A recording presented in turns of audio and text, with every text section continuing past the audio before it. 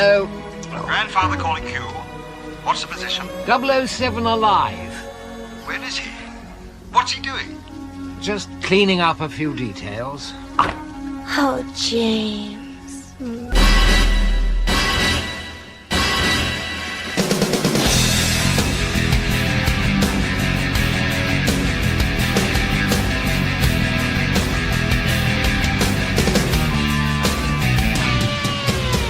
The recovery of a microchip from the body of a fellow British secret agent leads James Bond to mad industrialist Max Zorin, who is scheming to cause mass destruction and mass hysteria. That's a quote from a better film, and not one that we'll be reviewing tonight. You go back and listen to the archives when these same three gentlemen covered it. That's correct. Tonight, it's James Bond January, and Hunter, this episode in particular has quite a view. A view to a kill. Dun, dun, dun, dun, dun,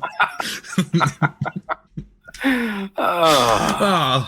Welcome back to the show. Ladies and gentlemen, the theater is open. This is Extras and Epilogues, and we are talking, of course, about A View to a Kill as we continue James Bond January. This is Roger Moore's time at the plate, as chosen by our special guest. First off, let me introduce, of course, Double H. Actually, my name is James St. John Smythe. I'm English. Funny how he always has the first name James for some reason. Don't half-assing it over there. Like Jimmy Hart half-assing that flag English last night. You know? And my favorite reaction image to anything now is just that picture of Hulk Hogan that just says crowd booing. And our special guest for the evening all month long in January here on Extras and Epilogues, it's the person that picked this film and made us watch it, and I imagine it's some sort of revenge for Fateful Findings last year. It's Cody Sandusky. View to killing myself, because that's what I deserve after putting everyone through this. Good night, everybody. I think his name is actually James Stock of the London Financial Times. I was going to do it. I figured it would come back around in about 20 seconds, so thank you for fulfilling the prophecy. I just watched this film last night, and I'm already trying to forget the horrors that I've seen, and I'm gonna have to rekindle those memories for tonight's show, because last week we covered Goldfinger with Sean Connery, which I believe we all gave one thumb up across the board. You know, it was flawed, but you could definitely see the blueprint of James Bond, the DNA of James Bond. Roger Moore is the third Bond. We did not cover George Lazenby's film, which was what, On Her Majesty's Secret Service? No. Yes. Was it? On Her Okay. Majesty's Secret Service, yeah. Which I love that title, by the way. I love all the Bond titles, but that's a great title. I also, as a side note, I read up more. We talked about it last night, just off the air. I read up more about George Lazenby's time as Bond and how he actually was asked back to do a second film, and he declined it because his agent told him that Bond would basically be nothing. He would not be a box office draw. Was he correct? Was James Bond on the outs? Or could Roger Moore save the franchise after Sean Connery retired and George Lazenby turned it down? That's what we're going to find out tonight. This, I believe, is the, fourth Roger Moore film or fifth? Fifth or sixth. Now you got me actually second-guessing myself. Now, run through it real time. Live and Let Die, Man with the Golden Gun, Spy Who Loved Me, Octopussy. There's the one in between the two I just skipped, Moonraker, and View to a Kill, sixth. Was View to a Kill his last one? Wow. Yes. Thank God by the time we get through this review. Yeah, I got a lot of things to say about that. I got a lot of problems with you people. Cody, real quick before we go on from this, because I was going to ask you to do this since we didn't cover Lazenby's only film. Can you, because I've never seen it.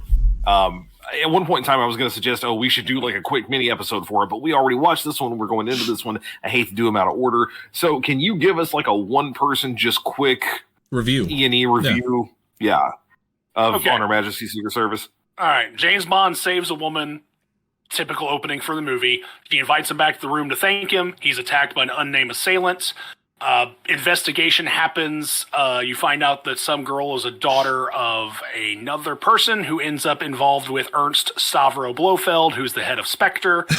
Right. Maybe the most interesting part of this is that M dismisses Bond so he can, no strings attached, assassinate dismisses him from trying to assassinate Blofeld because that was his job, and he gets him out of it because of shenanigans basically involved with this person that he's becoming a tryst with. Long story short, Bond marries the person he saves at the beginning of the movie. She is then killed on their way to their honeymoon. Their car is pulled over to the side and she is assassinated. He mourns that and is literally holding up her body saying, "We have all the time in the world," which is the song from Louis Armstrong that is like the secondary theme of this movie. So it is Bond's heartbreak. He finds love. He tries to leave it all behind. His previous sins connected to Spectre catch up with him. And then we segue into Roger Moore's Live and Let Die, which has very little to do with that. Boy, that sounds like such a more interesting film than the one we watched. Yes.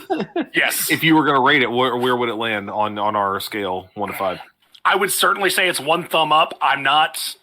Again, trying to avoid nostalgia, saying it's 2 thumbs up because it's not a perfect film. But because of what you both just said, the fact that it's an interesting premise is far different than what we see in almost any other Bond, up to maybe the Daltons. And certainly once we get into Brosnan and Craig, there's more of that influence. Yeah. But for this era, certainly it is the most interesting concept and it's the most humanizing Bond becomes. Yeah.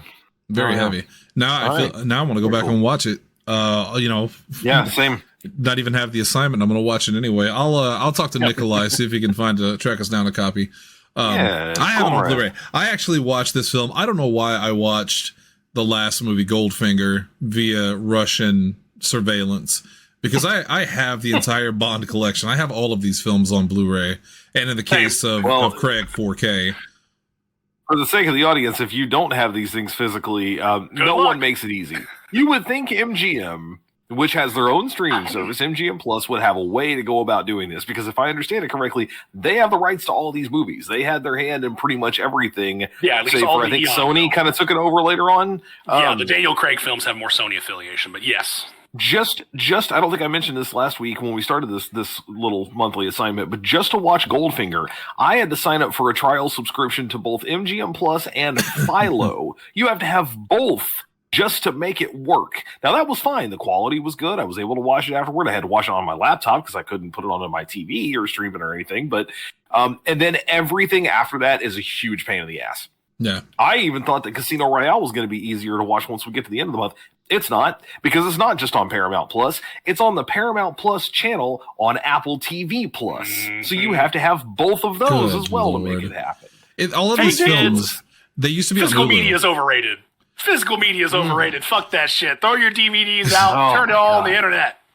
All of these films used to be on Hulu because I watched GoldenEye and at least a couple of years ago, once I had my terrible 2020, I spent a good majority of that watching the Brosnan Bond films on Hulu and no longer. GoldenEye, by the way, also on the MGM and Philo combination. I watched it already there too, but everything else is just a huge pain in the ass to figure out. Well, was the plot to A View to a Kill a huge pain in the ass to figure out? Let's find out now.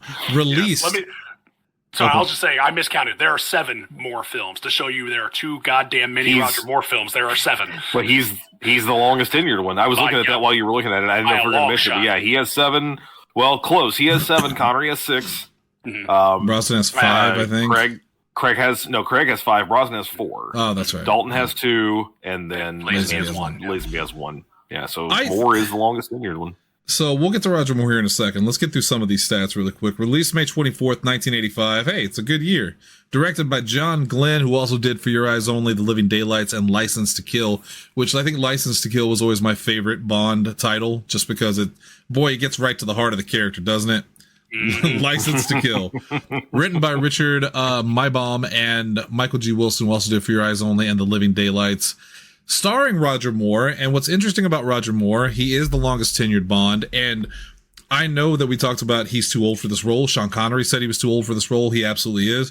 But Roger Moore in his early days, the earlier Moore films, he fits the role perfectly. He was a great James Bond. He was also the first British James Bond, if I'm correct, because Sean Connery he was the second one and Connery wasn't. Yeah. Well, he was the third because Connery was Scottish and Lazenby was Australian. Australian, correct. Oh yeah, Lazenby came in between. Sorry, I forgot about that. Yeah, so Moore was the first person to play a British James Bond, and I believe so. I know Pierce Brosnan is Irish. Is Timothy Dalton Connery's British? Scottish. I think Dalton's British, right? I don't know. Pretty sure. I was going to say Craig is. Craig is. Yeah, I was going to say Craig is. Yep. I was going to make the joke that Craig was Welsh because we've got to hit everybody. Timothy Dalton is also British. He was born in Colwyn Bay. Okay. Oh, he was in Wales, so he was born in Wales. He's the Welsh actor. Okay. Yeah. So two absolutely official British James Bonds, one satellite, I hear. But Sir Roger Moore was the first British agent James Bond, and he is really good. Like, you're going to hear some things in this review that's going to make it sound like Roger Moore might not have been the best pick for Bond. Roger Moore at 57, not the best pick for Bond. Roger Moore in his early to mid 40s was a fantastic James Bond. He had the look, he had the swagger. The problem with this film is they carried it on too long. And you're going to hear this come up a lot in this review, more than likely, is that this version of James Bond at this age and with the stunts that he's doing and the plot that he's given, it feels like a parody of what James Bond is. This was the first Bond parody. Well, maybe not actually, because I think that Casino Royale 69. Yeah, that was the first one. This was the first officially licensed parody. Done by Mr. Broccoli himself, Good old Cubby Broccoli. Also starring Christopher Walken. Bafflingly, I always forget that Walken was a villain, man. I always forget that. So again, I've never seen any of these movies prior to the Brosnan movies. Before coming into this assignment, the only James Bond movies I had seen were Brosnan on. I saw all of his. I saw all of Daniel Craig's. I won't tell you I remember every little individual piece of them. I like them more than most, and I'll talk about that later in the month. But I didn't know that Christopher Walken had been a Bond villain. And while I don't want to get too reviewy yet because we're still talking about people. While he's not terrible, what he's given to work with is. Yes. And there's just nothing there. He's just so generic and weird. He wasn't quite at the level of Walken that we know him as now. It's like Nicolas Cage's early films. He wasn't quite. Yeah. Go back to Raising Arizona or some of those films. He wasn't Nick Cage yet. In the same way that Christopher Walken was not Christopher Walken yet. I think Christopher Walken, circa 90s, would have pulled this off way better. But Christopher Walken, or at least later 80s. Yeah, it just didn't have the same. Now, what you can't critique is Tanya Roberts as interchangeable Bond girl number 74, because she's great in that role. She's very pretty. Her clothes are nice. She says James occasionally. She says James a lot. Why does every line she says sounds like it's coming through a filter of Vaseline? Why does it look like... because I don't know if you know, driving a fire truck through the streets of San Francisco is very difficult and muted, Hunter. It's very, very weird doing ADR for that. So what I mean is, I was going to say every line sounds ADR. Everything that she says gives the sound quality that you get of a visual when the lens is smeared with Vaseline. It sounds like she is on a soap opera. James? It's so weird. James. It's very like soap opera script level film. It's so weird, it's funny you mentioned that because the entire time I watched her in this film, it felt like she was in a different movie. Like she was in a soap opera while everybody else was doing James Bond. I'll tell you, and her plot is so bonkers. Like she's holding up the family mansion and she's a state geologist. And she keeps a shotgun full of rock salt around for some reason. She's very pretty. Probably the best part about the film, Grace Jones. That's your female version of she's very strong, right? Yes. Grace Jones I loved in this movie. Now, she didn't have a ton to work with, don't get me wrong, and it's not like her character was deep or anything, but James Bond films always have a great henchman who has a great presence, whether it's Oddjob or Jaws, even Xenia Onatopp to an extent. But Grace Jones... as Mayday, one, the name Mayday, classic Bond. Two, every time she's on screen, you notice her. You know what I mean? Like no wasted momentum. Commanding presence. Yes, when it comes to Grace Jones, she was a small saving grace of this film in an otherwise very forgettable film. Not to give away too much, but also a very and they're meant to be, but a very one-dimensional character. Yes. She gets a weird little bit of a slight redemption development. arc.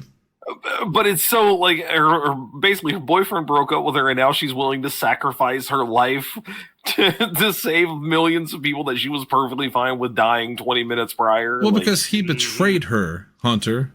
A woman scorned. Yeah, and that'll do it. Also starring, Zoran appealed to her maternal instincts. Oh, I don't like every throwback. I'm just happy that this one's not a sex pun.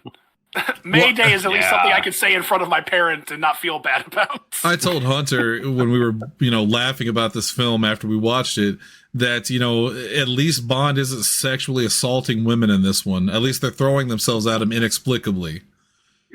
That's a step up, I guess. Progress!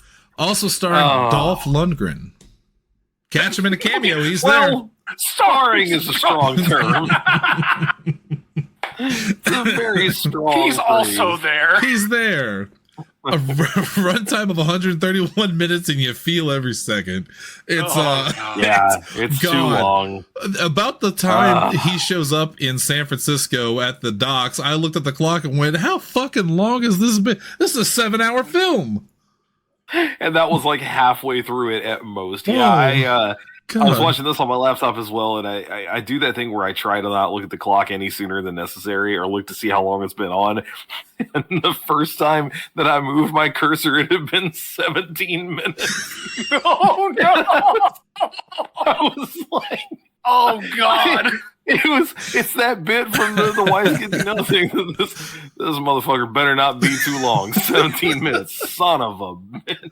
But it gets off to such a good start. We're going to talk about this is one of those films we might dissect piece by piece, or at least a majority of it, because there's a lot to talk about. Budget versus box office. Was it a success? Yeah, it was. $30 million budget versus $152 million box office. It's not a mega hit or anything. Don't get me wrong. It's not Bond, man. But it's going to surf on that name. Yeah, and it did. It definitely did. Critical reception, 38% critical rating on Rotten Tomatoes, 4.9 out of 10, 40 out of 100 on Metacritic. That's mixed or average. 2 thumbs down from Roger Ebert, who usually only gives 1 thumb down, but he brought an extra thumb in. He flew an extra thumb in for this one.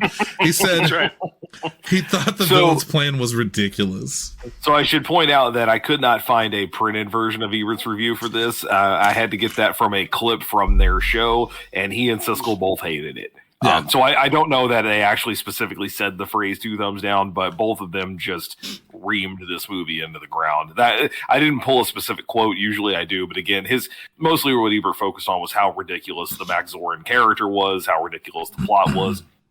I should also point out, I think we maybe talked about this on Xbox. I don't remember, but I know it didn't make the show. As Bond movies go, if you go back to that Rotten Tomatoes score, taking out David Niven, the unapproved Casino Royale. Yeah. This is the or unauthorized, unofficial, whatever. This is the lowest rated James Bond movie out of all. Is it 25, 26, something like that? And it should be. Now? Yeah, I'm about to say it's well earned. 25 official ones. Yeah, it should be. This is the lowest rated on Rotten Tomatoes anyway by critics. 4.9 is as low as it possibly gets. So. Yeah, well, no, it goes lower, and it probably should have. Well, for them, for these movies specifically, so far it goes lower.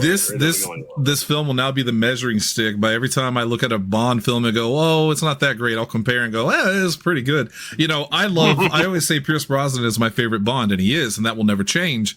But really, GoldenEye is the only great Bond film he did. The other ones are, pretty good. Tomorrow Never Dies was pretty good. All right. Yeah, they're fine. GoldenEye was just so good that it kind of, props him up. But all of those other Brosnan films are fucking Citizen Kane compared to this thing. Let's talk about this film. If I remember correctly, just real quick, there was a 6-year gap between the last Moore movie and the first, not Moore, Dalton, the last Dalton movie and the first Brosnan one. Yeah, so they had a 6-year retooling. 89 to 95. Yes. Which it really needed. Yeah, which just to kind of talk about frames of reference, because we talked about Moore did 7, Connery did 6. That's the other thing that makes this feel so old. Even if you include Connery's return in 71. Those 6 films were filmed in 9 years. Roger Moore went from 73 to 85. He went 12 years in this role as a man who started it in his mid-40s. You know, I'm glad you mentioned that, because I thought about this last night after I watched the film. You know what the Bond series has really started to remind me of? You're going to say you're crazy. The Godzilla series. Because the original Godzilla film was well regarded as a very serious film. It was well beloved. And then it went on this huge run of schlocky films that they did almost every year, if not every year. And it wasn't until the 90s and the late 80s where it started to have an upturn of seriousness and a little bit more respect paid to the character. The Bond series is kind of similar. With Sean Connery, of course, they're legendary. But as Connery went into Lazenby, then went into Moore, it almost became parody of itself. It became very silly. And it wasn't until Brosnan kind of brought it back to some level of seriousness, and then Craig right after that the series kind of got a little bit more respect on its name once again. And I just thought, what a weird parallel between James Bond and Godzilla, which is ironic because we're reviewing James Bond on Podzilla 1985, a podcast that I was directly inspired by Godzilla to create. So I just thought that was an interesting thing. I just popped in my head and I wanted to mention that. This movie, if we can focus on this for just a goddamn second. I'm used to Bond films starting out in an epic way, right? Of course, GoldenEye, which is my favorite Bond film, starts off with that incredible scene with the dam. We talked about Goldfinger, you know, with the blowing up the drug labs or whatever. This film, though, this to me is the height of Bond. Are you fucking kidding me? James Bond. Yup. Hunter he put it in the chat, and it's been so long since I've seen this movie. I thought he was joking. I thought maybe the copy Nikolai had given us was wrong, and that Hunter had gotten some bootleg. No, sure enough, as Roger Moore's James Bond skis down the mountain away from the Russians, it starts playing California Girls for a reason I still don't understand to this day. Because it looks kind of like a surfboard in the 80s, and that was novel. Most of my thoughts were in the main group chat, and I'm going to go back to those. But I did send this to Shannon specifically as I was watching the movie, and the direct phrase says, 5 minutes into this movie, this motherfucker snowboards on the broken skid of a snowmobile to California Girls by the Beach Boys, and I actually snorted. I thought he was kidding. I was like, okay, the link I gave him was clearly wrong. It started happening. I went, like, it just came out of me. There's so many. At least sets the precedent early for what the hell you're getting into. It is. It does. But there's so many parts of this film you go like, how is this not a parody? How is this not Casino Royale with Woody Allen? You know, look, Bond is known for his big flashy intros and the women and all that.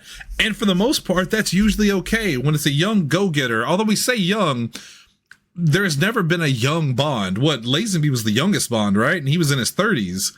So we've never had like an early 20s Bond flipping around killing Russians or anything, right?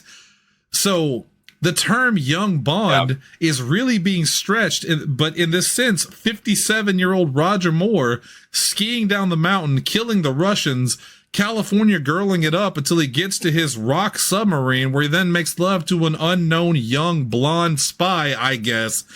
I don't know. And they sputter away in this little rock submarine that is ridiculous. I have two things to point out about this. One, the fact that there is no, and it doesn't happen anywhere else, there's no acknowledgement that 003's dead. Who's 003? Fuck him. He's buried in Serbia. A body laying there that we need to get a microchip from. That's it. Who has a picture of a child and wife in a locket, but fuck them and fuck this guy.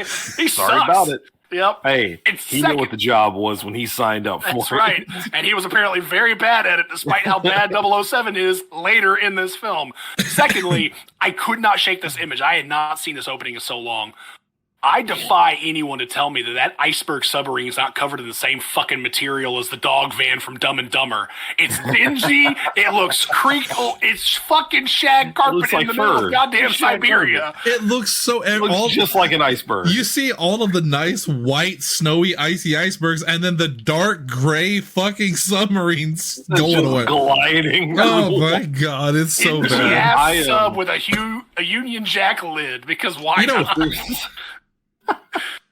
Really quick, I have one thing to say about what Cody said, because I think it's important to note. The other double O's in these films have never mattered. The 007 is the only, until GoldenEye. Right, we'll get to that one. Yeah, when they make a point that, and maybe that's actually an important plot point of this film, is the way they disregard 003's death is the same way they kind of disregard, Alec Trevelyan years down the line, and that's partially why he took revenge. Anyway, that's all I want to say. Hunter, go ahead. I was just going to say this is the beginning for this film, by the way, literally, and the beginning of the theme of it, which is that James Bond, this particular Bond, not even necessarily Roger Moore, but the Bond in this movie is not very good at what he does. No. Most of what he survives on is luck in this movie, and that drives me insane. I'm always fine with there being a little bit of coincidence or a little bit of, boy, that worked out just right in any action movie. And a James Bond movie on top of that. We'll get to it with GoldenEye in a couple of weeks, but the fact that Boris just happens to twirl a pin and that's what ends up setting off the grenade sure, is convenient, right? We didn't know that was going to be a case, and it works out okay in the end. Yep. This guy... This particular James Bond in this movie, A View to a Kill, consistently gets by on luck. Yeah. He's constantly just landing in the right place, just happening to be in the right position at the right time. None of it is by skill. And I think that's what irritated me so much about this character, is that he constantly acts like he did this, like, oh, I made that happen. No, you didn't. He's not a spy. That you didn't die like 20 times over. Yeah, he's not a spy in this film. He's not the intelligent spy that Chrono. Yes, he's an action hero who survives by happenstance. It's such oh god. And then we go to Duran Duran's title song, which is also terrible. I didn't like it. I didn't like it. I didn't like it. I'll die on this hill. It is very 80s. It is very Duran Duran. I'll give you that. I admit it's not the prototypical Bond song, but it actually does the theme hits. It actually does hits, and I like that. And also, because popularity needs to be acknowledged in this shit movie, this was the first Bond song to hit #1 of the Billboard Top 100. Because God damn it, Simon Le Bon is a fantastic singer. Look, I love Duran Duran. I'm a big fan, this song didn't really do it for me. I think it's just because I'm so used to other Bond songs. No, it absolutely is of its time. The song itself is fine. It just, I didn't think it fit Bond, but the more I watch the film, now that you've got me thinking about it, maybe it did, because this is the most kind of unconventional, weird Bond. So maybe this should be the most unconventional, weird song. And I will say, and I told Hunter this last night, even though the song didn't do it for me exactly, I thought the opening credits were pretty attractive, though. I loved the colors and the paints. It was very 80s. Neon as hell. Yeah, the more you talk about it, the more you know what? I'm going to concede the point. I think Cody's right on this. I think that song fits the video. Strong opinion either way, and so I'm content to fall down the middle line on that too. Yeah. I really like Duran Duran. I didn't really love the song, but it was one of the least offensive things about the movie. Right. Well, Bond is definitely hungry like the wolf in this one. Yeah. It also helps that this follows songs that I don't like, because like Moonraker was Shirley Bassey coming back from Goldfinger, so she does another one. That For Your Eyes Only is Sheena Easton, and it's the most like early 80s Blondie ass, like Take My Breath Away, Berlin, not Blondie, Berlin shit. Yeah. All-time high is Rita Coolidge, and it sounds like someone trying to knock off Shirley Bassey in terms of the orchestral feeling, and it's not good. So this was a nice respite. Now, pause your thoughts on how you feel a song fits until we do Living Daylights next week, because I am very curious about what you both think of that theme compared to the movie. Yeah, because the only three... Is that Wings? No, that's Live and Let Die is Wings. Does Living Daylights. Oh. Interesting. Yeah, I've heard Live and Let Die a million times. I don't know why I didn't realize that. There's only 4 Bond songs I can ever remember, and that is Goldfinger, obviously, we talked about before. It's just a very memorable... I see that. GoldenEye by Tina Turner. Obviously, what is his name? from Casino Royale. Chris Cornell. Thank you.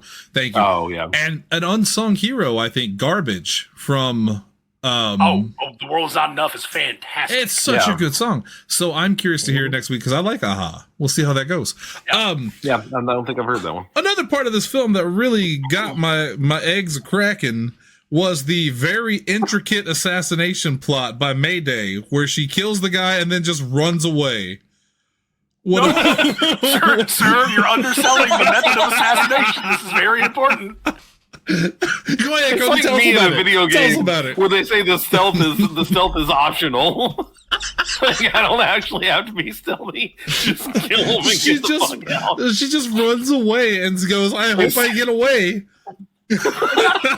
Okay, so Bond is talking to the French investigator of Zorin's racehorses, who win races far better and far faster than they should.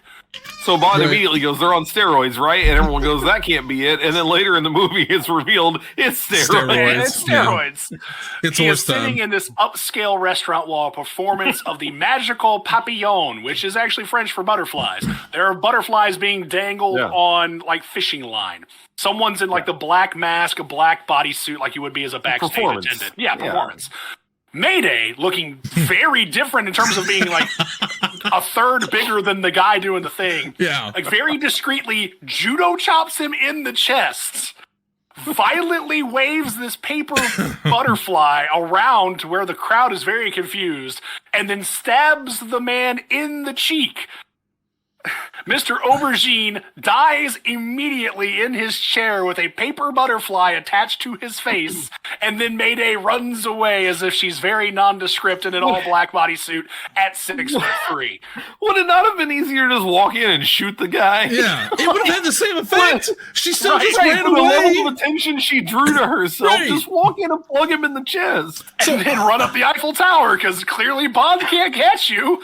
Is there a window in this place? Just snipe him from a mile away and then walk off. I can only assume that the hook was poisoned. They don't really say. They don't say shit about it, but it made contact. Well, hang on. Bond had a comment. They do say something about it because Bond says there's a fly in his suit. Jesus Christ! A man has died, James. Your ally just died. There's a fly in his soup and runs away and chases her up the Eiffel Tower. I hate it. In one of the worst chase scenes I think I've ever seen. It was so bad. Oh God. And then it goes places from there, and I don't even want to talk about it. So a few things that I threw out here because I just pulled up the group chat just so I could throw them in there. Speaking of running up the Eiffel Tower, that was the first time I noted everyone in this movie shoots like a stormtrooper, including James Bond himself. No one ever, maybe that's why she didn't snipe him, because she's better with a paper butterfly with a poison tip on it than she is with a fucking sniper rifle. No one can hit anything. Bond doesn't hit anything. Everyone shooting at him doesn't hit anything. It's just totally ridiculous. Yeah. So we don't have to take it bit by bit, but Bond goes to investigate the racehorse thing, so he gets to basically abuse his partner as the guy who's like his footman, which was my favorite part of the film, by the way. Lord Godfrey, rest in peace. Yeah, it is funny, although I would like a little more of a like when they are out on the parapet and he's like, "Can we drop the act here?" Like even James is like, I don't know, kind of getting used to it, know. Now this is after Bond slept with the one girl in the beginning, inexplicably. During the course of events, Grace Jones just disrobes and goes to sleep with him to carry on the storyline, I guess. I don't know. Yep, that happens as well. The first time that James meets with Zorin, his Commodore 64, that's Zorin's, instantly identifies Bond by his image, the grainiest image ever taken by man. So immediately it knows that he's not James Smythe or whatever the fuck his name was. Saint Jin. Yeah, I wrote it down because the subtitles spell it out phonetically. SIN-JUN. St. John Smythe. St. John Smythe. Oh my God. Hey Hunter. Do you think, to go back to my criticism from last week where I said maybe Bond shouldn't introduce himself as James Bond constantly, do you think maybe they pulled his ID off so easily because every time James Bond has said his fucking name to a villain? You said that and the monkey's paw curled. Yes. All right, well, he'll be 3 different other Jameses in this movie.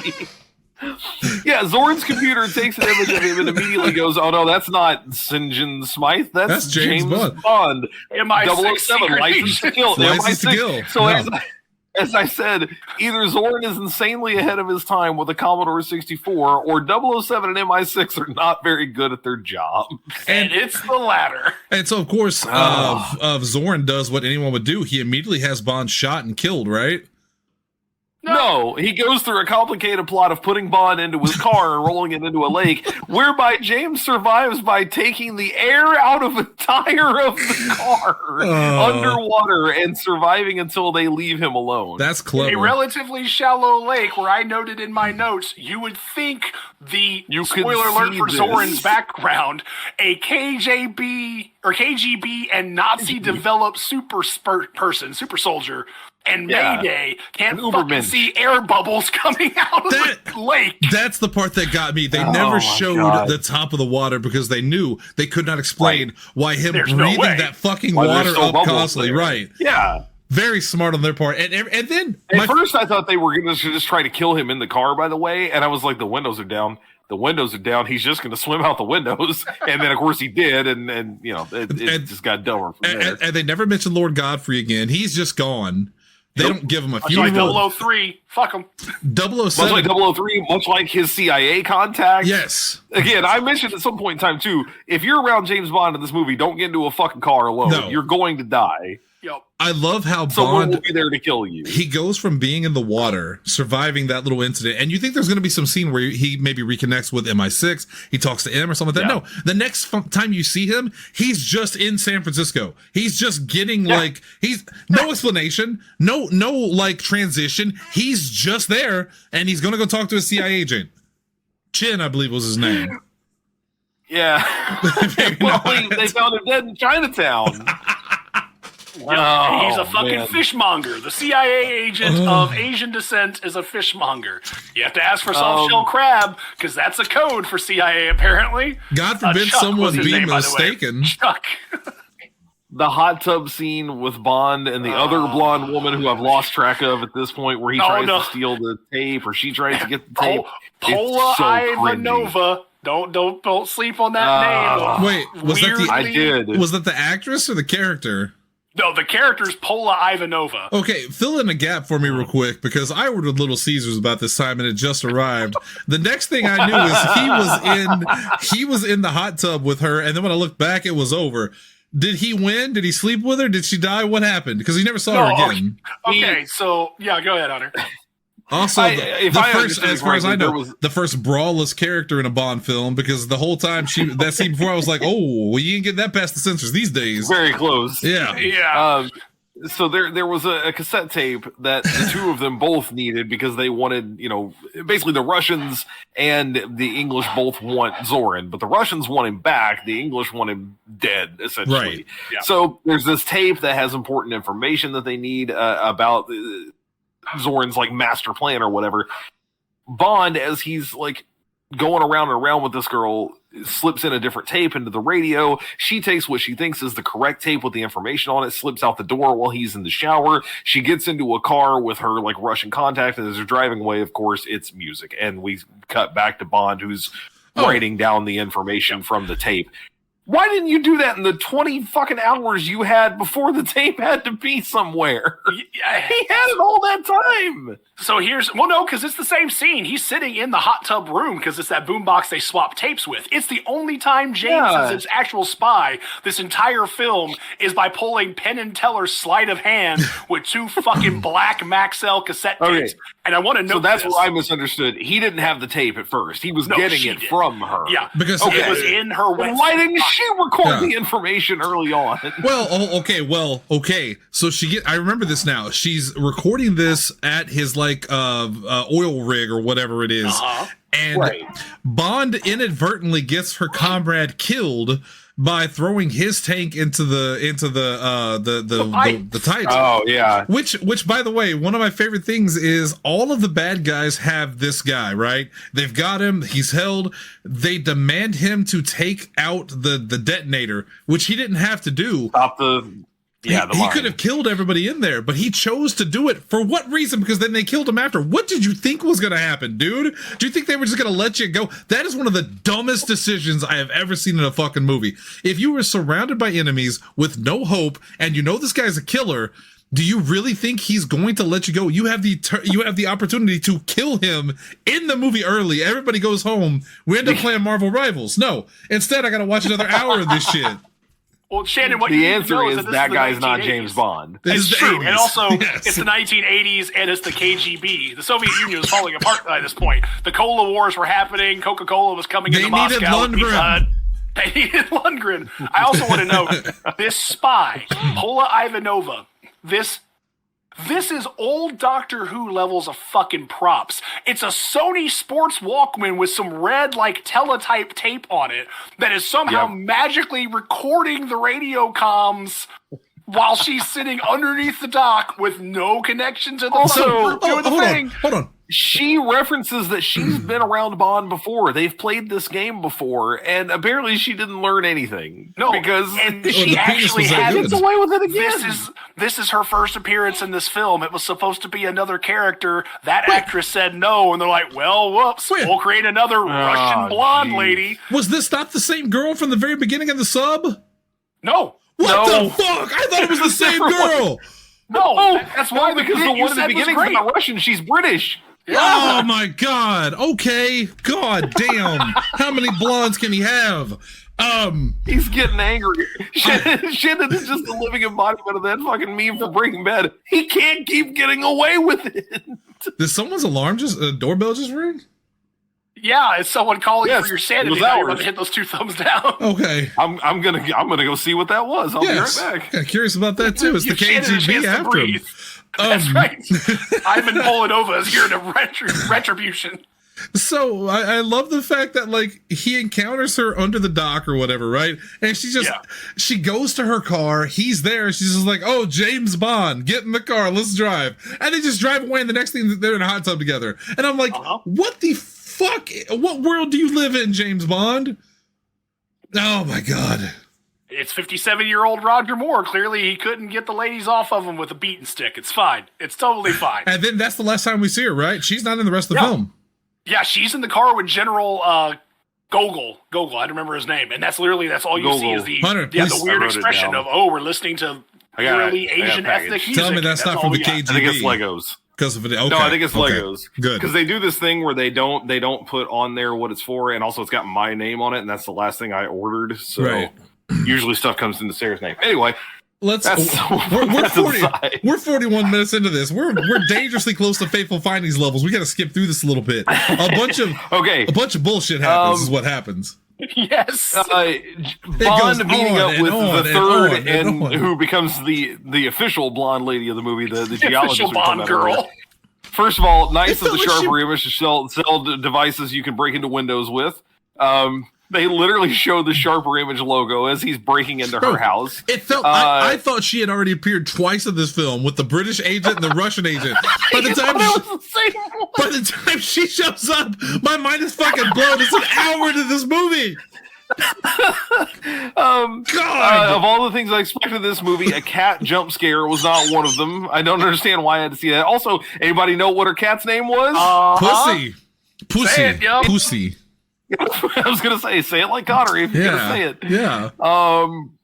What else happened? So she gets fired from her job. There's a whole bunch of stuff of having to go in and out of the city hall, and this is where it gets exceptionally bonkers. I know it sounds bad up to this point, but so Zorin comes in, kills her old boss, puts them both in an elevator. Grace Jones puts them both in an elevator, and then starts just throwing Molotov cocktails around like it's Christmas, like just having a good time instead of just shooting James Bond.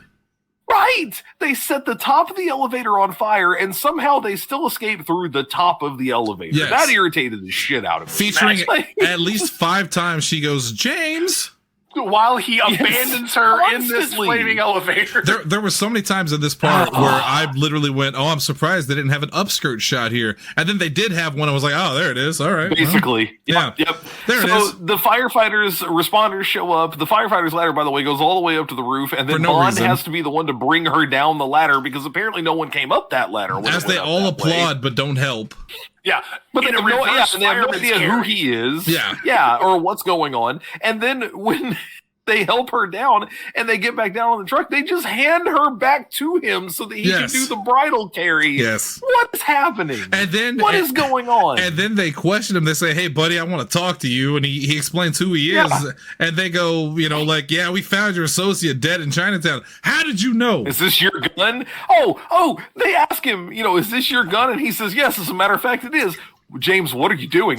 What are you doing, James? Why do you tell them that? Also, you're an international cop. Cops aren't your friends. Fucking learn. Right? Also, how many super spies immediately identify themselves as a fucking British super spy? He just throws it out there. And of course, knowing that the woman can't defend him because at this point, for some reason, he's still maintaining his cover with her. So he still keeps calling himself James Stock of the London Financial Times. By the way, it's the first fucking thing he tells her that that's who he is. And then she watches him judo chop the shit out of people in her foyer and shoot people with shotguns. At no point in time she goes, "Financial reporter, huh?" Dude, hey, as someone that went to college for journalism, it's tough. Is that what they teach you? Yeah, you got to be ready. You got to be ready. So they steal a fire truck. Right? Very discreet. Says, "We're not getting out of this." They steal a fire truck. There's a whole bonkers-ass chase scene with that. They elude the entire San Francisco PD, which appears to consist of 6 squad cars, and that's it. The stereotypical There's a whole thing with a bridge chief getting raised. No, okay, the part with the bridge. He has to drop his donut to get after him. The part with the bridge, that's the part where I officially went, this is not a Bond film. Is this a Bond film? Action movie. This is a fucking, this is an 80s comedy action film, right?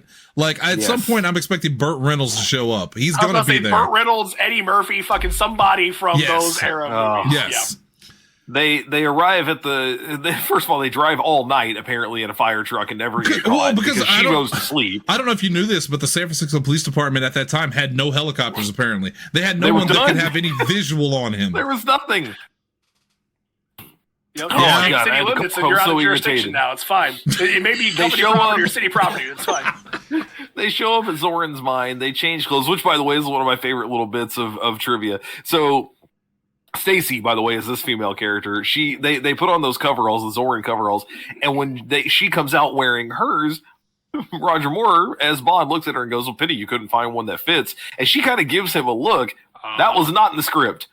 Apparently, Tanya Roberts was a huge pain in the ass to work with. John Glenn didn't like her. Roger Moore didn't like her. She refused to do that scene until wardrobe made her custom-fitted overalls that would look good on her. And so when he threw that line in, they went, "Yeah, we're just going to leave that. That's funny." But she contributed so much that only Tanya Roberts could do.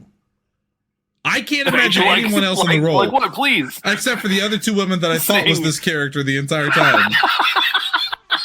That's probably going to be my favorite part of James Bond January is nameless blonde woman is main character. You should put all of them on the banner and then be like, which one is which? Which one's Tanya Roberts? You don't even know. It's not, again, it's why I love GoldenEye and movies like that and the Craig films, because they stop being blonde for once and you can kind of tell the characters apart from each other. They actually had characters. So we never even explained it. Zoran's plot basically. What is his plot? I'm still trying to figure it out. His whole scheme is this: he's got a bunch of money in microchips because it's the early '80s. Microchips are a huge deal. Silicon Valley. Chips in general, yes. Right? Yeah, Silicon Valley. Silicon Valley. Silicon Valley. Well, that was the blondes. That was the blondes, Cody. That was. So it is, ironically, it's kind of similar to Goldfinger's. Goldfinger's was, I've got a bunch of gold. I want my gold to be worth more than other gold, so I'm going to irradiate the U.S. gold supply, and now it's worthless and mine's better. Right. The problem here is, again, instead of, we really lauded that plot for being, it's not about mass destruction. It's not about trying to, the only people who were going to die in that plot were the people in the way at Fort Knox. And after that, it's done, Right. This case is more of, It's also greed. It's I want to be the main, producer of microchips and of computer parts, etc. So I'm going to destroy Silicon Valley by flooding the whole damn thing. Which, by the way, Bond apparently needs a geologist to tell him. Anyone could look at that stupid map that he had made for reasons that has blinking lights and shit all over it. And figure this out. So they have to stop this. In the process, Zorin goes through and blows away everyone in the mine, by the way, wantonly slaughters an entire mine's worth of people. Like a 10-minute montage of him just gunning people down with a Uzi. If I was proud of anything, then I said it was this. When we talked about Sleepy Hollow back in October, one of the pieces of trivia was that Christopher Walken lied about knowing how to ride a horse before that movie was filmed. And then when he got cast, he said, okay, now you got to teach me how to do it. I don't actually know how to do it. I'm convinced that's true of a gun because he keeps doing this thing when he's holding a gun where he like juts his hand. Yeah, I think he pushes the bullet forward more. If he pushes with the gun, the bullet will come out faster. Yes. I was going to scream. It was driving me insane. This is an important point that I want to pull back into real life on. Roger Moore, later in life, said that it was his least favorite one to film. Yes. Quote, I was horrified on the last Bond I did. Whole slews of sequences where Christopher Walken was machine gunning hundreds of people. I said, that wasn't Bond. Those weren't Bond films. It stopped being what they were all about. You didn't dwell on the blood and the brain spewing all over the place. I would like to point out that I knew this quote before this movie. You see blood on one of the people in this scene. Only one. You see blood twice in this movie. Once when Homer Sheen gets stabbed in the cheek, and then here. Shouldn't exist. Yeah, this was this was not quite RoboCop with the squibs, but it was squib adjacent. I mean, the machine gun was excessive, you're right, but more people died in that scene being electrocuted or just straight up drowned, including his other nameless henchwomen. Than the one guy that gets shot. Not completely nameless. So proud of that. One, I believe, was named Jenny Flex because Bond goes, of course you are. Yeah. You bastard. All right. So they drain the water from the lake. Don't get too far. I noted they love the visual of this guy on the boat. They keep cutting back to this guy on the boat as these explosions are going around him. And then he's got no leg. They're going to get away. They're going to get away in a giant dirigible with the Zora logo on it flying over the destruction site. That won't be a problem, I'm sure. Well, not for that police department, clearly.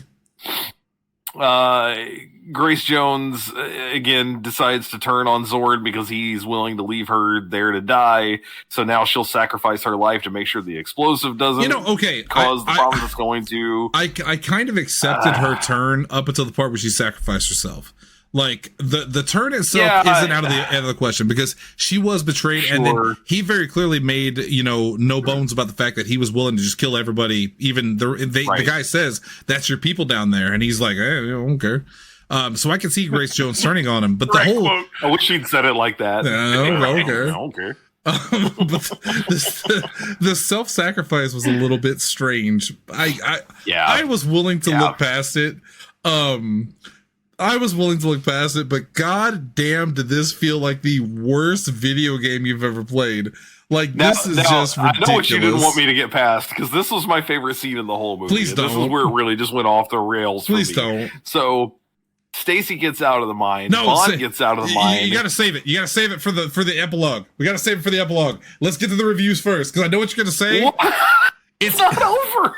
Well, but it says ending. The ending picks up directly at that part, so we got to save it. Okay. We got to save it because that is the best part in the film, and I want to hear you talk about it. But before we do that, let's get to the reviews. Of course, on this show, we have a 5-point system. It's 2 thumbs up, you love it. 1 up, you like it. 1 up, 1 down, you are neutral or indifferent. 1 down, you don't like it. 2 down, you hate it. Very few films have gotten a 2 thumbs down across the board. I am curious to see if this film gets that rating. Most notably, Dog Soldiers is the biggest disappointment we've ever had, but Mad God, I believe we can say with all honesty, is the worst film we've ever reviewed. Yeah. Where does A View to a Kill land on that list? We are going to start with Cody, who is our special guest, and we're so glad he's here to join us all January. Cody, give us your review for this film while I drink into the night. 2 thumbs down. Oh, Oh my! 2 thumbs down. This only is better than Fateful Findings in terms of my time on this series because it had a budget behind it. And the director wasn't also the star and writer and producer and caterer, if I remember right. The only saving grace. There is one quote that sums this film up from Max Zorin during the entire horse racing subplot that we sped past, because yes, it's that irrelevant other than the Louis Vuitton photocopier that Bond carries in his pocket, because what's brand placement for the Louis Vuitton photocopier and the sharper image breaking and entering machine? When Zorin captures... I have to go change the name of the group chat real quick. When Zorin captures Bond after killing Sir Godfrey on the stud farm, whatever the hell, his quote to Bond is, quote, "If you're the best they've got, or if you're the best they have, they'll try to cover up your embarrassing incompetence." Yep. Which is one. That's Yeah, I love that. It's the most salient quote of this entire film, because Bond's like, "I will be avenged. They will send somebody. If you're the best, then toodle a fucking who. It's fine." Yeah. That sums up this entire film for me. If this is where Bond stayed, they would have needed to cover up the embarrassing incompetence that the series had become. Moore was 57. He made the direct quote himself that he knew it was time to go when he learned he was the same age as the mother of his fellow actors and actresses. This shouldn't have happened. He should have been gone before this. And I think that I'll defend what I said off air, and I'll defend it here. The reason I selected this film was specifically because we went from what is the Bond template to what Bond became, which was a laughable joke before a hard pivot that sees what the series becomes. Because the film we're doing next week is Living Daylights. It's the immediate successor. So we're going to see an incredible tonal shift, but I felt it was important for us, especially for you guys as newcomers to the series overall, to see, or in some cases, what was, what it became, and what it turned into by the end. Yeah. I love that. That's why I wanted to hear this, man. And you know what? He swayed my vote. I'm going to go next. Originally, I was going to give this film 1 thumb down because there was much like the Fateful Finding films, there was a parody element to this where you can eventually get so bad you're laughing at it that it becomes entertaining. But laughably entertaining, it does not equal good objectively. And because Cody has swayed my vote on this, I'm also giving this 2 thumbs down. I've changed my mind. This is an embarrassment. This is the Batman and Robin of Bond films. That's a good comparison. This is the film that almost ruined the franchise. This is like, people looked at this film and went, "Oh, Bond is outstayed his welcome." And thank God, Timothy Dalton does not get enough credit because he's kind of a transitionary Bond, but he did. And I'm excited to watch this movie next week because I like Timothy Dalton as Bond, and I'm curious to revisit this and see if I still feel the same way. But people often credit Brosnan as the person that redeemed Bond. Timothy Dalton was in the unfortunate position of being the guy after Roger Moore. So he had so much weight on his shoulders to basically save an industry. He was the Miyamoto of Bonds, basically. After the Atari crash and E.T. destroyed the gaming industry and Miyamoto and Mario Brothers came along and fixed it, Timothy Dalton had that unenviable task. So that's next week, though. This film, it's just laughably bad. Like, I found humor in it because of how bad it became. But as we said a million times on this show, like, if you're going to judge it on that grade, then Fateful Findings would have also been a 1 up, 1 down, or at least a neutral. But it's a bad film objectively. This is a bad film objectively. This film takes a great character of Sir James Bond and turns him into a laughingstock, a parody of himself. This movie should have never been made. Roger Moore should have never been Bond in his 57 years of age. This is a mistake on all levels. The bad guy is laughable. The side characters are laughable. The storyline is boring and almost impossible to follow with as many subplots as they try to kind of put in and make it seem more important than it really is. The more I think about it, the angrier I get because I didn't know that the 3 actresses were different. I really thought it was Tanya Roberts all 3 times, and I'm upset about it. It's 2 thumbs down for me. I'm angry now. And I'm going to hand it off to Hunter before oh, God. All right. Well, you've been waiting for it. Add it to the list. This is two thumbs down, man. There it is. This is a bad film. Did I enjoy myself at times at its expense? Yes. Right. I laughed at it, and the best part is coming up. As we get it toward the end of the epilogue here. Yeah. I definitely, Sarah was sitting beside me on the couch when I watched this, and I watched it with headphones because she was doing other things, playing a game, watching a different show. There were times that I made noises that she would look over like, what is happening? And I would have to stop and just explain to me like, you don't understand how bonkers this fucking movie is. It's just bad. And look, there's always gradations, right? We've said this before. You can't get everything at a 5-point scale. Is this movie bad in the same way that Fateful Findings is bad? Of course not. Like you said, it's got a budget. It's got legitimate actors. Competent. It's a competently made film in the sense that you could put it in the theater and go, this is a film that someone made, sure. But does it live up to what James Bond is supposed to be? Not even close. No. This is not even a decent but bad action movie, right? If this was put into any other action franchise, if this was a Die Hard movie, or this was, some version of that, it would still be bad.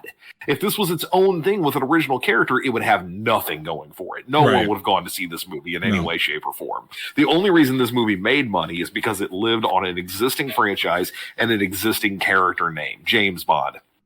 But the problem is, and this is where it's a 2 thumbs down total failing for me, we've said it already, you don't really get James Bond in this movie. No. You get a goofy, over-the-top, unrealistic version of James Bond who apparently has the manpower to tie a blimp to the Golden Gate Bridge, who is...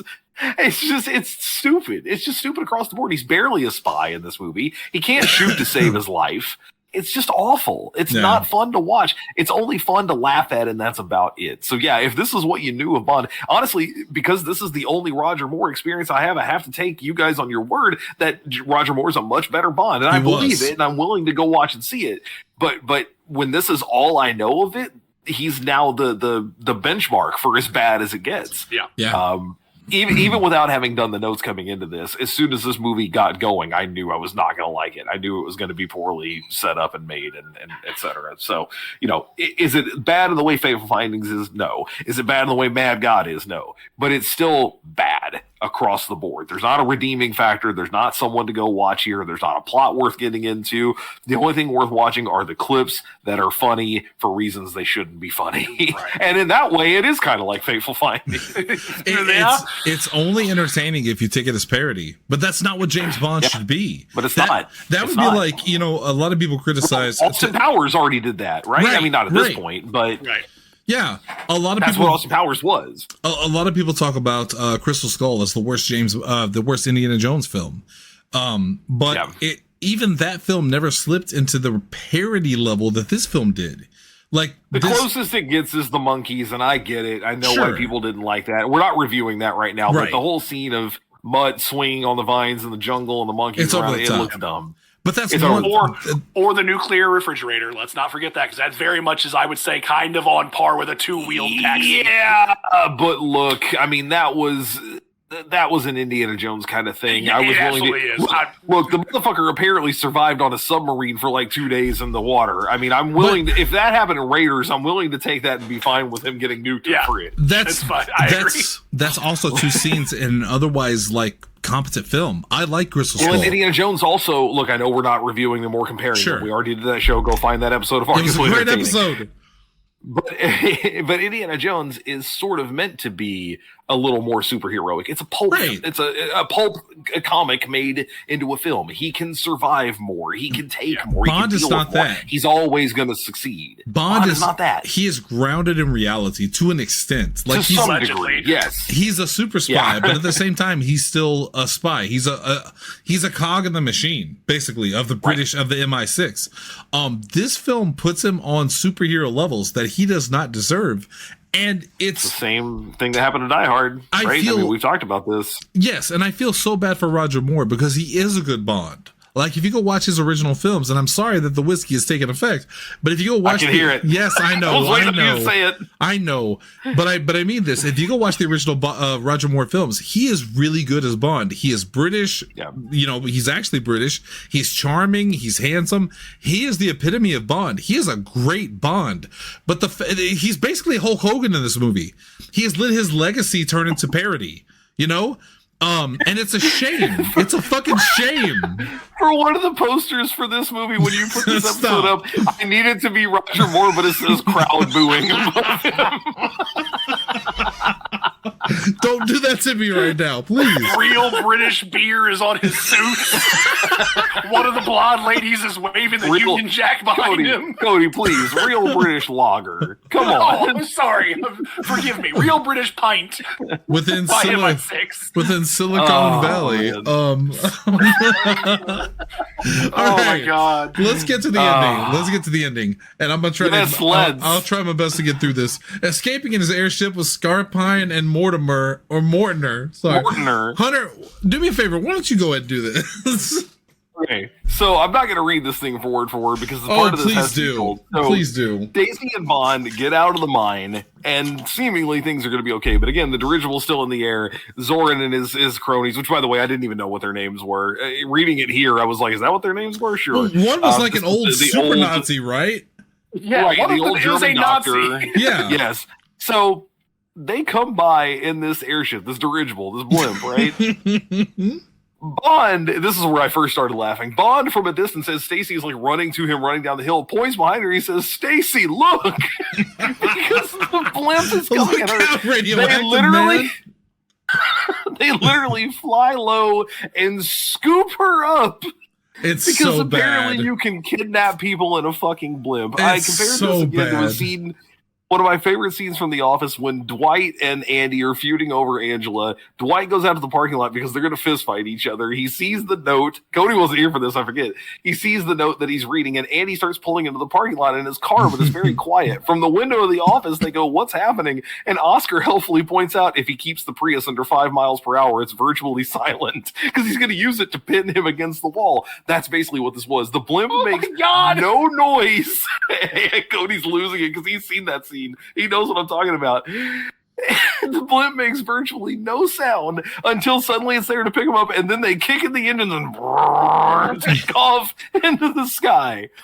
My God. From there, it gets worse from there somehow. What it just said here in the ending was Zoran abducts Stacy while Bond grabs hold of the airship's mooring rope. So you needed the full detail there. So yeah, Bond is now basically holding onto a rope and flying in a dirigible like hundreds of thousands of feet in the air. 57-year-old Bond, by the way. Yes. Zoran tries to knock him off, but Bond happens to moor the airship to the framework of the Golden Gate Bridge. He literally... I said it's a good thing he learned those Boy Scout knots because he ties the fucking thing with a mooring rope to the deal and it can't get away. Stacy attacks Zoran to save Bond, and the fracas Mortimer and Scarpine are temporarily knocked out. Stacy flees and joins Bond on the bridge. So now they're up on the actual like railing of the bridge. But Zoran follows them out with an axe, which he grabs from near the fire, break in case of fire. The ensuing fight between Zoran and Bond culminates with Zoran falling to his death because, of course, they have to throw somebody off the bridge. Ortner attempts to kill Bond with dynamite, which I also loved. He just grabs dynamite, lights, and gets ready to throw it. By the way, it's in like a case that says in emergency use only, and it's filled with dynamite.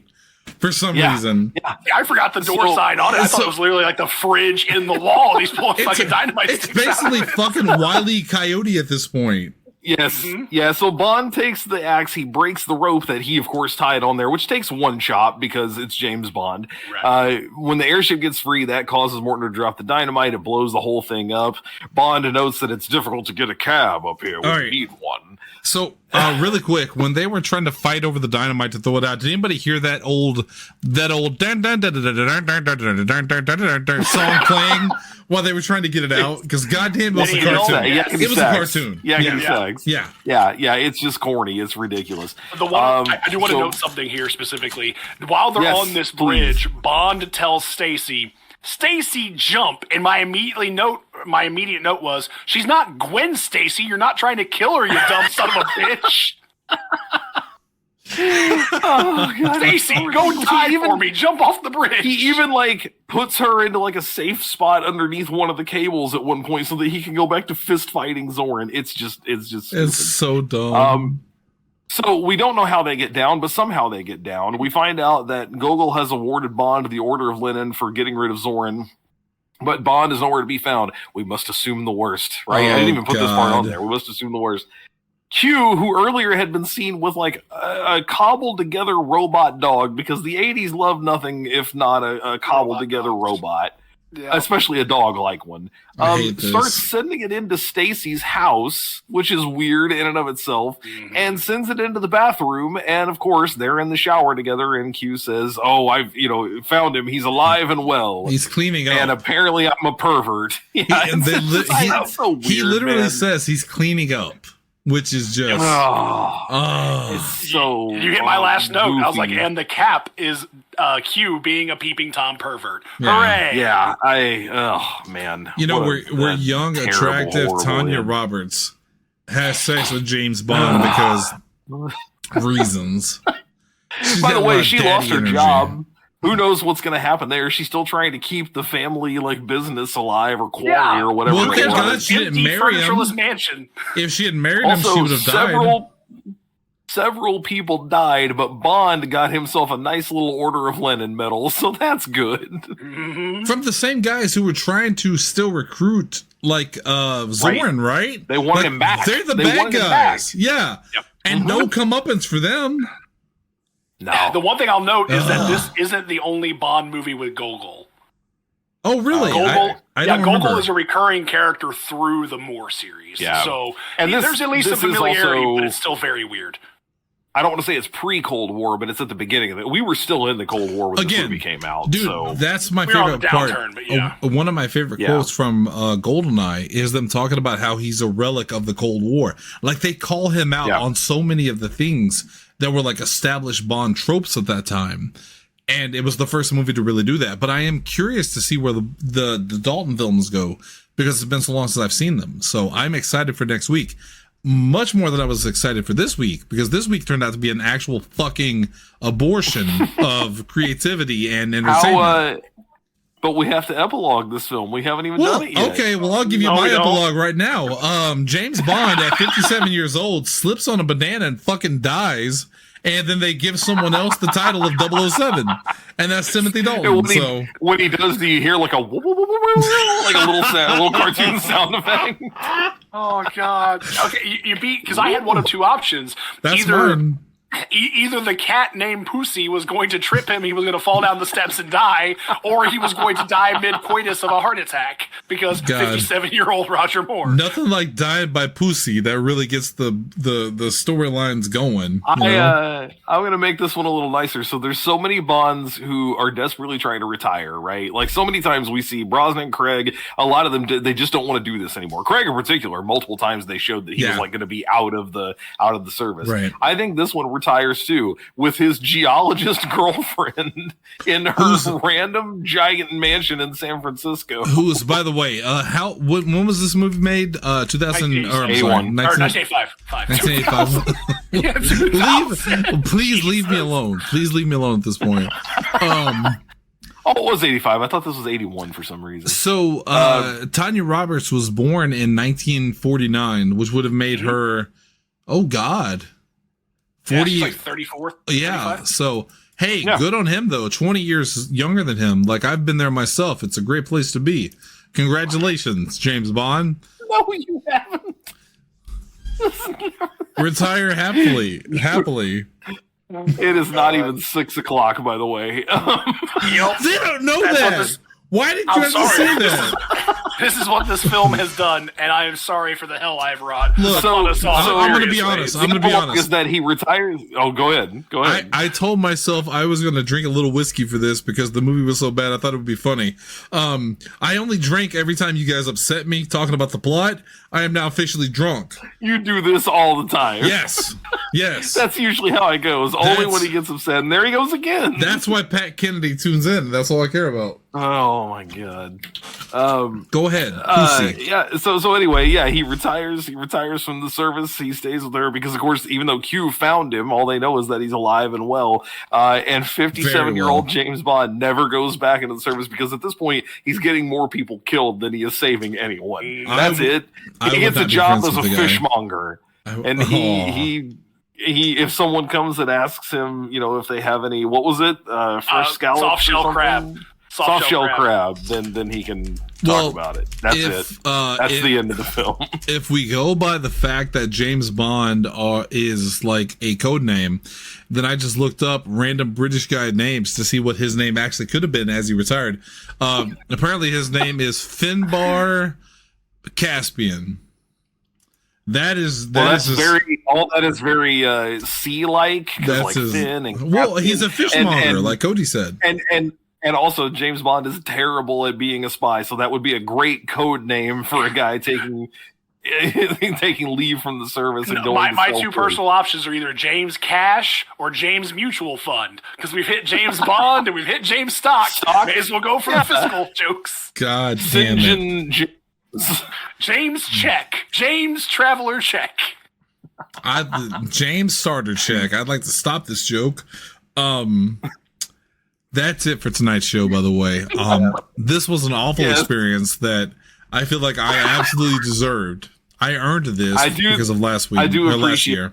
That Cody intentionally picked a bad one, though. Yes. I think it was necessary, and I even though I haven't seen the Dalton film yet, I am excited to. It has to be better. It has to be better. Right? And again, you've picked good examples of this is as good as it could be. This is as bad as it could be. Here's what's happening after that. I specifically remember the Dalton films being a little bit more serious, like almost R-rated. Like they genuinely like brought the seriousness back to James Bond. So I'm curious to see where this one goes. And yeah, I know I'm slurring my words. I don't care. I'm still coherent. I'm still coherent. What's going on? Yeah, like James Bond. The Dalton films, I specifically remember being like really good. And I'm curious to see if they still are, because again, GoldenEye is my favorite Bond film, and that's what I hold as I will give you that probably the correct films are a little bit better in the long run, but I still think GoldenEye is my top tier Bond film. I'm very curious to see where Dalton lands on this list, and I want it to be good. If the Dalton film is bad, I'm going to be legitimately sad, because I have held it on a pedestal that may never have existed, and I don't want that to be the case. We talked about this last night, and I'm getting ahead of us because this is trivia for next week's show for the Living Daylights. But remember, this could have been the first Brosnan film. Brosnan, yeah. If not for Remington fucking Steele. Remington Steele debacle. That whole thing ended up messing it. Which, by the way, I've never seen one episode of. I'm aware of it. I know about it, but I've not seen one scene of that show. I hold Remington Steele on the same level that I hold like. Bruce Willis was in, what was that show? Honeymooners? Moonlighting. Was this strange show that that he jumped from that to action films, and same thing with Brosnan as Bond. He went from Remington Steele to James Bond, which was basically the same character, and they did one with Halle Berry, and that's. We all thought we're not watching that one, buddy. You're good. We're safe. We're not watching that one. Thank goodness. God. If we do James Bond January again, I don't know what's going to happen next year, because I'm going to be. We've used some of the best ones. The one with Jonathan Pryce as the media mogul, I think is underrated. That's Die Another Day, isn't it? Yeah. No. Die Another Day was the stupidest fucking one. Tomorrow Never Dies is the one with Jonathan Pryce. Tomorrow Never Dies. Yeah, he's a media mogul who basically creates the news that influences the world. Boy, that's more poignant than ever, right? God damn. Yeah, but if you want a better movie like that, just watch Wag the Dog. Sure, with Dustin Hoffman. That's fantastic. All right. Good film. Well, that's going to do it for us tonight. I regrettably drank more than I meant to, and I want to thank Cody for appearing on the show for James Bond January. This was a disappointment. Everybody. This was the movie. You have to clarify. The movie was a disappointment. The show was very good. No, the show was a lot of fun, and I think Cody knew that, and that's why he picked it, because he knew this was going to be a fun show to do, and he was absolutely right. Sometimes the worst movies make for the most fun shows to talk about. Fateful Findings was a horrible film.